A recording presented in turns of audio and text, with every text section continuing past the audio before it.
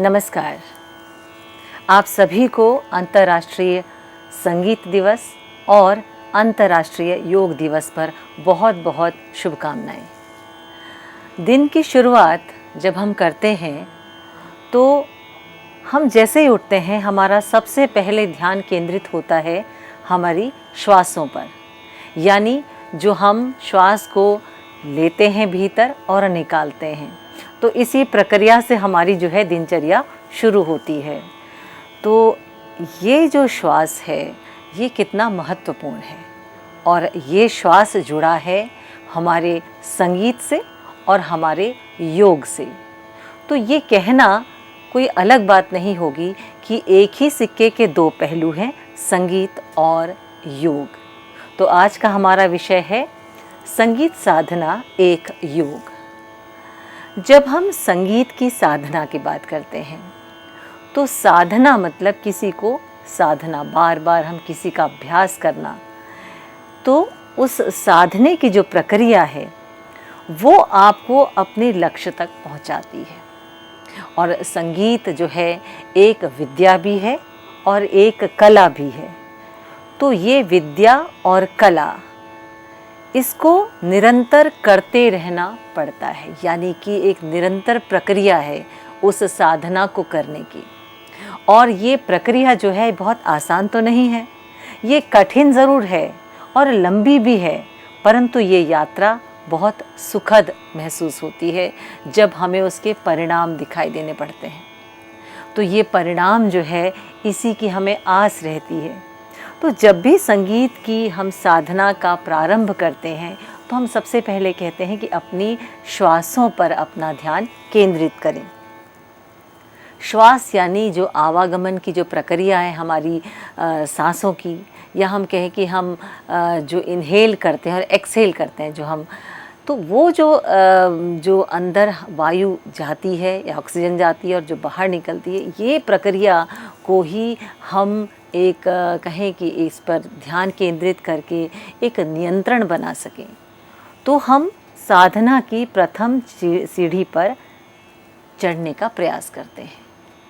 और वैसे भी जब संगीत की बात करते हैं तो कहते हैं कि प्रातःकाल उठकर आप जो हैं अपने अभ्यास को, अपने रियाज को आपको करना चाहिए।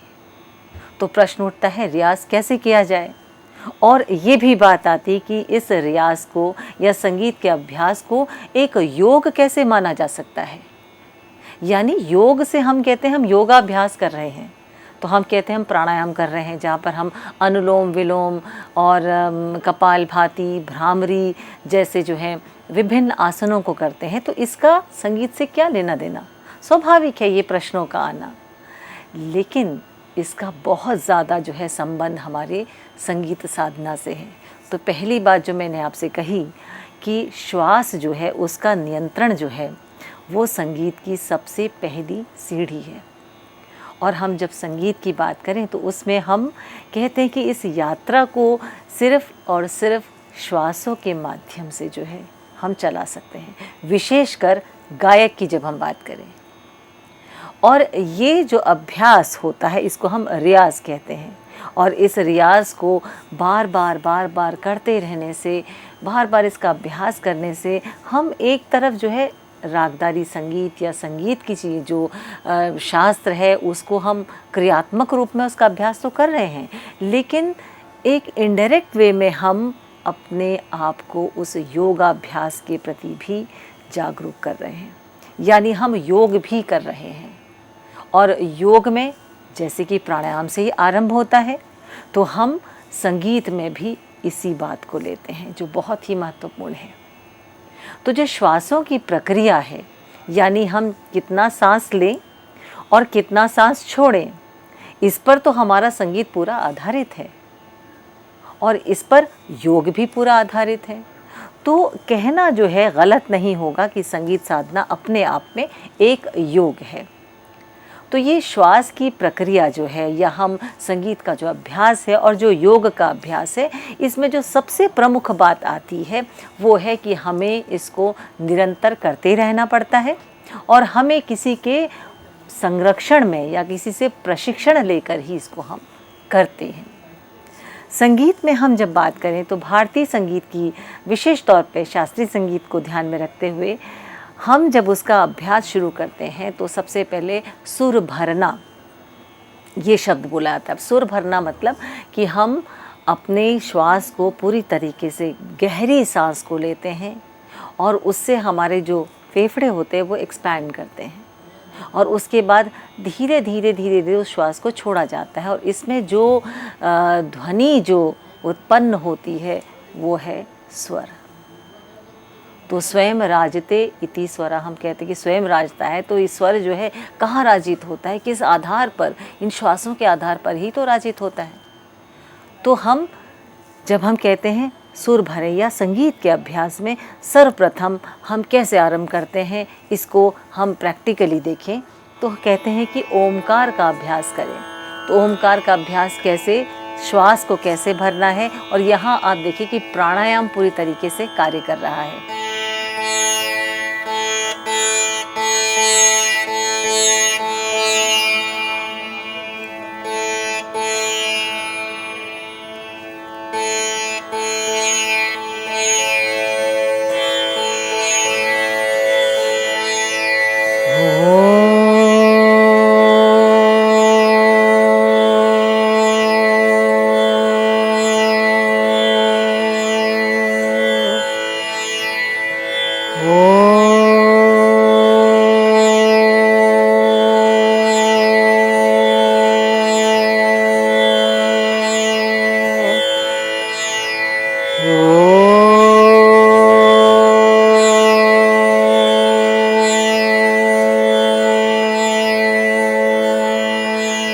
इसे हम कहते हैं सुर भरना, यानी कि गहरी सांस लेकर हम जो है ओमकार का अभ्यास करते हैं। तो ये ओमकार का अभ्यास बहुत ज़रूरी है क्योंकि हमें अपने ध्यान को केंद्रित करने में ये बहुत बड़ी भूमिका निभाता है। और ध्यान जो है वो संगीत साधना में बहुत ही महत्वपूर्ण है। तो अपने आप में एक बात कही जाए कि योग जो है वो अपनी आत्मा से स्वयं ही अपना परिचय कराता है। और ये आगे हम कहते हैं कि आत्मा का परमात्मा से जो है परमात्मा का बोध कराता है, ये आगे की प्रक्रिया है। लेकिन जब हम प्रारंभ में शुरू करते हैं अपनी किसी भी रियाज को या संगीत साधना को, तो हम इस प्रकार से सांस भरकर जो है अब ओमकार ध्वनि जो है उसको वो सुर को निकालते हैं अपने कंठ से, और ये योग जो है उसका पहला चरण है।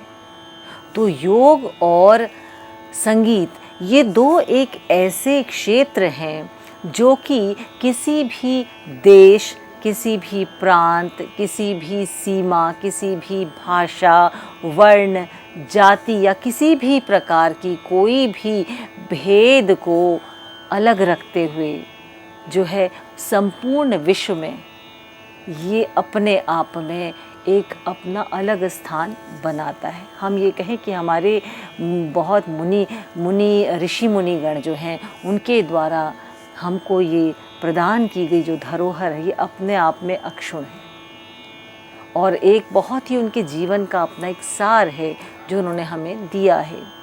आज की भागदौड़ की जीवन की ज़िंदगी में हम कुछ समय यदि प्रातः काल अपने रियाज के लिए, अपने योग के लिए निकालें तो उससे न केवल हम शारीरिक रूप से जो है स्वस्थ रहते हैं, बल्कि उसके साथ साथ हम जो है अपने संगीत को, अपने मन को भी प्रसन्न रख सकते हैं संगीत के द्वारा, संगीत के सुरों के द्वारा। और जैसे संगीत में हमने शब्द सुना है नाद ब्रह्म, नाद ब्रह्म, नाद ही ब्रह्म है। नाद क्या है? कोई भी ऐसी ध्वनि जो संगीत उपयोगी हो, या किसी भी सांगीतिक ध्वनि को हम नाद कह सकते हैं। इसके अतिरिक्त यदि कोई और ध्वनि है तो उसको हम कोलाहल कहेंगे या नॉइस पॉल्यूशन कहेंगे। जो ध्वनि संगीत के लिए उपयोगी है, यानी जो सुनने में अच्छी लग रही हो, माधुर्य जिसमें हो, वो ध्वनि जो है वो संगीत के लिए उपयुक्त है, उसे ही हम नाद कहते हैं। और ये नाद जो है पूरे ब्रह्मांड में है, और इसी नाद पर ध्यान केंद्रित करना पड़ता है। चाहे वो संगीत की बात करें, चाहे वो हम योग की बात करें। तो नाद ब्रह्म, नाद वैसे भी कहा गया है कि नाद दो प्रकार के हैं, आहत नाद और अनाहत नाद। आहत नाद वो जो हमें सुनाई देता है, जैसे मैंने तानपुरा छेड़ा, तबला बजा, या मैं गा रही हूँ, या कोई कहीं पर कोई सितार वादक सितार पर वादन कर रहा है, या कहीं पर वीणा की जो है ध्वनि है, कहीं पर पखावज की ध्वनि है, तो ये नाद है। और ये कौन सा नाद है? आहत नाद। यानी वो हमें प्रत्यक्ष रूप से कहाँ से वो प्रोड्यूस हो रहा है वो हमें, या हम अपने कानों से उसको सुनते हैं, उसका आनंद लेते हैं, तो हमें वो सुनाई दे रहा है प्रत्यक्ष रूप से, उसे हम आहत नाद कहते हैं। और अनाहत नाद जो है वो एक ऐसा नाद है जो ब्रह्मांड में विद्यमान है, यानी ईश्वर का संगीत, लेकिन वो हमें जनसाधारण को, जो हम साधारण लोग हैं, उनको सुनाई नहीं देता। ये तो उन्हीं ऋषि मुनियों को, उन्हीं संत महात्माओं को ही सुनाई देता है जिनको वाकई ईश्वर की कृपा है, क्योंकि इसे ईश्वर का संगीत कहा जाता है। और ये मोक्ष की प्राप्ति के लिए इस संगीत को जो है ईश्वर ने बनाया। तो आहत नाद और अनाहत नाद, ये दोनों नाद जो हैं, ये नाद के दो प्रकार हैं। और ये नाद के जो प्रकार हैं, ये हमारे संपूर्ण जीवन को जो है पूरी तरीके से जो है संजो कर रखता है। विशेष तौर पर हम कहें कि आहत नाद जो है उसको साधते साधते हम कब अनाहत नाद के दर्शन कर लेते हैं, हमें भी नहीं पता। और इस अनाहत नाद के दर्शन कराने में योग की बहुत बड़ी भूमिका है। मैंने जैसे कहा कि योग जो है वो संगीत साधना का ही दूसरा पहलू है। जैसे एक उदाहरण के तौर पर, हम जब श्वासों की प्रक्रिया करते हैं तो हम अनुलोम विलोम जैसा योग जो है योगाभ्यास करते हैं, तो उसमें हमारी जो नॉस्ट्रल्स होती हैं वो एकदम क्लियर हो जाती है। हमारा जो ऑक्सीजन है पूरे हमारे मस्तिष्क पे, पूरे शरीर के भीतर जाता है, नाभि से होकर पुनः वापस आता है। तो ये प्रक्रिया जो है अंदर से एक क्लिनजिंग का काम करती हैं। और यही प्रक्रिया करने के साथ जब हम इसके बाद संगीत का अभ्यास करते हैं, अपना रियाज शुरू करते हैं, तो आप देखिए कि आपकी आवाज़ एकदम साफ निकलती है। इसी प्रकार से एक और योग क्रिया है, उसको हम कहते हैं भ्रामरी। तो भ्रामरी जो क्रिया है उसमें भ्रमर की तरह जो है म का जो है मकार जो है वो उस तरह की ध्वनि जो निकलती है वो हमारे वोकल कॉर्ड्स के लिए बहुत ही सहायक है, हमारे गले को एकदम क्लियर करती है। यदि किसी को कोई समस्या अपने वोकल कॉर्ड्स को लेके है तो भ्रामरी उसके लिए बहुत एक ऐसा आसन है जो कि करने से उसके कंठ में, उसके वोकल कॉर्ड्स में सुधार हो सकता है। और देखिए, ये तो योगिक क्रिया की मैंने बात की, लेकिन इसके साथ ही यदि हम संगीत की दृष्टि से देखें तो वहाँ पर हम ओमकार का अभ्यास करते हैं। और ओमकार का अभ्यास करने के साथ साथ जब हम आगे ओम, एम, ईम, ऊम, अकार, उकार, एकार, ईकार, इस प्रकार से जो है हम वॉवल साउंड्स को लेते हुए जो अपने स्वरों का अभ्यास करते हैं, वो अपने आप में जो है एक प्राणायाम ही तो है। और इस प्राणायाम का जो है हम परिणाम बाद में देखते हैं, क्योंकि शुरू में जब हम करते हैं इस प्रकार की एक्सरसाइज तो हमारे गले में खराश या किस तरह का कफ है या किस तरह की कोई अड़चन पैदा हो रही है ध्वनि को बाहर निकालने में, हमारी आवाज़ को बाहर निकालने में, तो वो धीरे धीरे ख़त्म होने लगती है। और इसीलिए इसको प्राणायाम कहा गया है। तो आइए एक बंदिश पहले हम गाते हैं, फिर इसी विषय पर कुछ और आगे चर्चा करेंगे।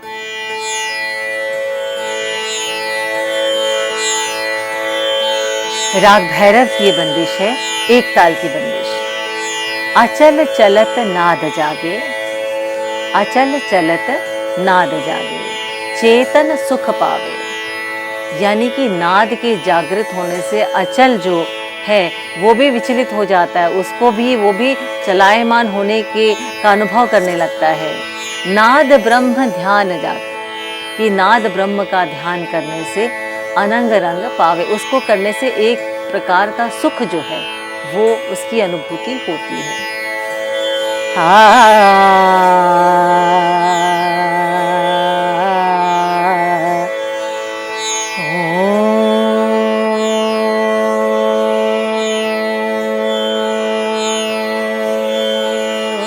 तो जो ओंकार का अभ्यास है वो देखिए, बंदिश को आरंभ करने से पहले जैसे हम राग का एक इंट्रोडक्शन दे रहे थे, वहाँ भी हम वही श्वासों की प्रक्रिया शुरू हुई।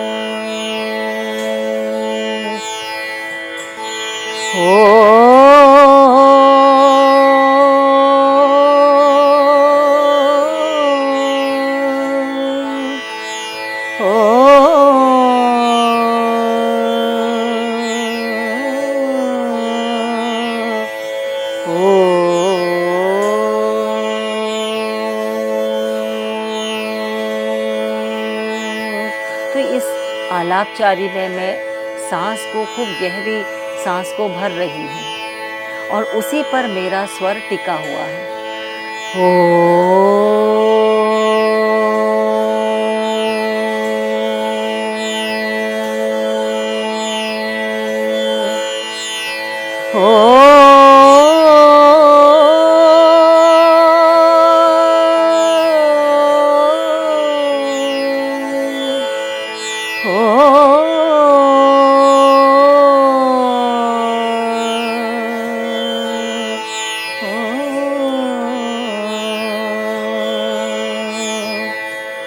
अचल चलत नाद जागे, अचल चलत नाद जागे, चेतन सुख पावे, चेतन सुख पावे। अचल चलत नाद जागे, अचल चलत नाद जागे, चेतन सुख पावे, चेतन सुख पावे। अचल चलत नाद जागे, नाद ब्रह्म ध्यान लागे, नाद ब्रह्म ध्यान लागे, अनंग रंग पावे। अचल चलत नाद जागे, अचल चलत नाद जागे, चेतन सुख पावे, चेतन सुख पावे। अचल चलत नाद जागे, अचल चलत नाद जागे, नाद ब्रह्म ध्यान लागे, नाद ब्रह्म ध्यान लागे, अनंग रंग पावे। अचल चलत नाद जागे, अचल चलत नाद जागे, अचल चलत नाद जागे। तो एक तो बंदिश थी जिसमें कि नाद के विषय में बताया गया है। तो हम जहाँ कहते हैं कि संगीत एक कला है, एक विद्या है, वही हम कह सकते हैं कि संगीत एक योग भी है। अब संगीत एक योग है, या मैं कह रही हूँ कि संगीत और योग दोनों ही एक ही सिक्के के दो पहलू हैं। इसकी कौन सी ऐसी बातें हैं जो इसको सिद्ध करती हैं? सबसे पहली बात जो मैंने आपसे अब तक के अपने व्याख्यान में कहा कि सबसे पहले यदि श्वास की प्रक्रिया जो है ये बहुत महत्वपूर्ण है संगीत योग में, कि श्वास पर ही तो सब कुछ निर्भर है। यदि श्वास कम है तो वो भी ठीक नहीं, श्वास मध्यम है तो थोड़ा चलिए इम्प्रूव हो रहा है। श्वास को लंबा बनाने के लिए लगातार आपको अभ्यास करना पड़ेगा। तो इसीलिए कहते हैं कि दमसाज होना या दमदार आवाज़ का होना, ये सब श्वास पर ही आधारित है।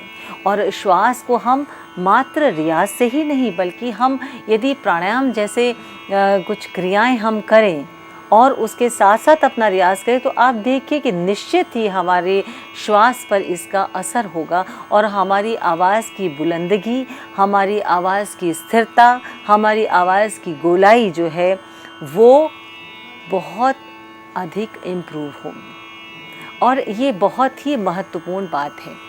श्वास की प्रक्रिया जो है, इसको संगीत में 3 प्रकार के भी बोले गए हैं। एक तो जो लंबी श्वास है, जिस पर कि बहुत देर तक आलाप जब हम कर रहे हैं, आलापचारी या तान कर रहे हैं, उसमें श्वास का देर से टूटना ये अपने आप में बताता है कि श्वास बहुत लंबी है। तो वो जो है उत्तम माना गया, उत्तम श्वास प्रक्रिया। वो उतनी लंबी नहीं, लेकिन उससे थोड़ी सी कम है, लेकिन फिर भी अच्छी लगी, तो उसको हम कहते हैं मध्यम श्वास प्रक्रिया। और यदि बहुत छोटी छोटी जगह पर हर थोड़ी देर के बाद श्वास टूटने लगता है, तो हम उसको कहते हैं कि वो अधम श्वास प्रक्रिया।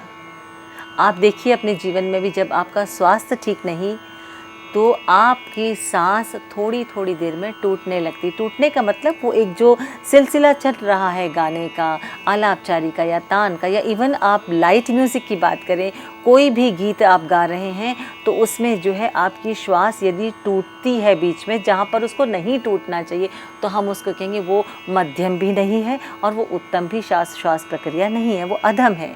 तो इसी का तो अभ्यास करना है। रियाज़ क्या करना है? इसी का अभ्यास करना है। आप देखिए हिंदी फिल्मी संगीत में बहुत से ऐसे गीत हैं जिसमें कि आलापचारी जो है बहुत खूबसूरत तरीके से लिए, लेकिन जब आप उसको कॉपी करते हैं तो उसमें कहीं ना कहीं आपकी आलाप बीच में टूट जाती है और आप फिर से दोबारा उसको उठाते हैं।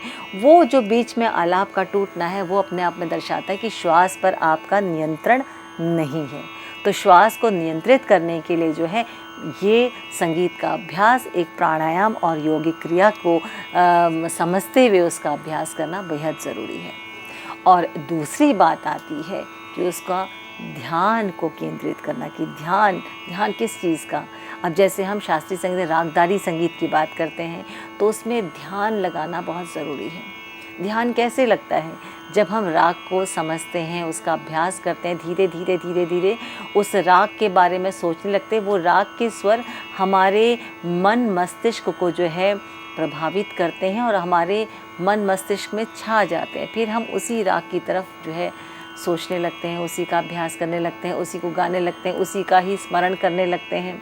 तो जो निरंतरता, लगातार जो इस प्रकार का हमारा ध्यान सिर्फ और सिर्फ, जिसे हम इंग्लिश में कहते हैं फोकस, हमारा उस तरफ जाता है, तो वो जो है संगीत के ध्यान को उजागर करता है। और ये ध्यान जो है ये भी अपने आप में एक योग है। यानी ध्यान लगाना, हम कहते हैं ध्यान लगाने का मतलब आंख बंद करके हम सिर्फ ध्यान करें, तो वो योगा की एक क्रिया है योग की। लेकिन संगीत में ध्यान का, वो देखिए हम संगीत में ध्यान के तो हम अपना तानपुरा उठाया और हम जब रियाज कर रहे हैं,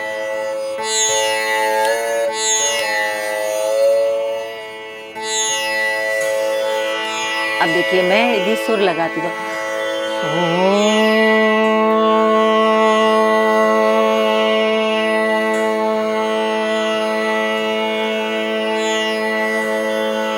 तो मेरा सिर्फ और सिर्फ ध्यान कहाँ होता है कि जिस सुर को मैं लगा रही हूँ, सा,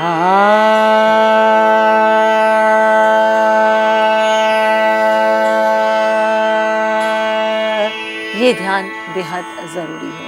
ध्यान का केंद्रित होना जो है अपने आप में ये संगीत साधना या इस योग क्रिया का एक बहुत ही महत्वपूर्ण बिंदु है। रागदारी संगीत में हम राग को लेकर ध्यान करते हैं। यानी राग जो है, जैसे मैं हमेशा कहती हूँ, राग जीवंत है। तो आपने अक्सर देखा होगा कि जब कोई कलाकार एक राग को गा रहा है या बजा रहा है, तो वो उसमें खो जाता है और साथ ही साथ जो उसका आनंद ले रहे श्रोता होते हैं वो भी राग में ही खो जाते हैं। राग में खोने का अर्थ क्या हुआ? राग में खोने का अर्थ है कि सिर्फ उस राग पर ध्यान है और कोई चीज़ हम सोच नहीं रहे हैं। वो एकाग्रता जो राग के प्रति है, कुछ और हमें सूझ नहीं रहा है, हम सिर्फ और सिर्फ राग को लेकर चल रहे हैं। आप देखिए वादकों में, बांसुरी वादकों को देखिए, या आप सितार वादकों को देखिए, कोई भी वाद्य में यदि वादन कर रहा है तो बांसुरी को क्योंकि एक प्राकृतिक वाद्य कहा गया है, प्राकृति ने प्रकृति से बना हुआ वाद्य, यानी किसी समय में कि बांसुरी का तो आप महाभारत में जो है उसका जिक्र पाते हैं। भगवान श्री कृष्ण जो है वेणु बजाया करते थे। तो बांसुरी का आरंभ कैसे रहा होगा? ऐसा माना जाता है कि जो बांस है उसके बीच में जो छिद्र है उसमें जब वायु उससे पास हुई तो जो ध्वनि उत्पन्न हुई वो बांसुरी का प्रथम चरण था। यानी बांसुरी कैसे एग्जिस्टेंस में आई। तो ये प्राकृतिक वाद्य है जिसमें कि ध्यान बहुत बहुत ज़रूरी है। तो इसी विषय को अगले व्याख्यान में हम कुछ और समझेंगे। तब तक के लिए नमस्कार।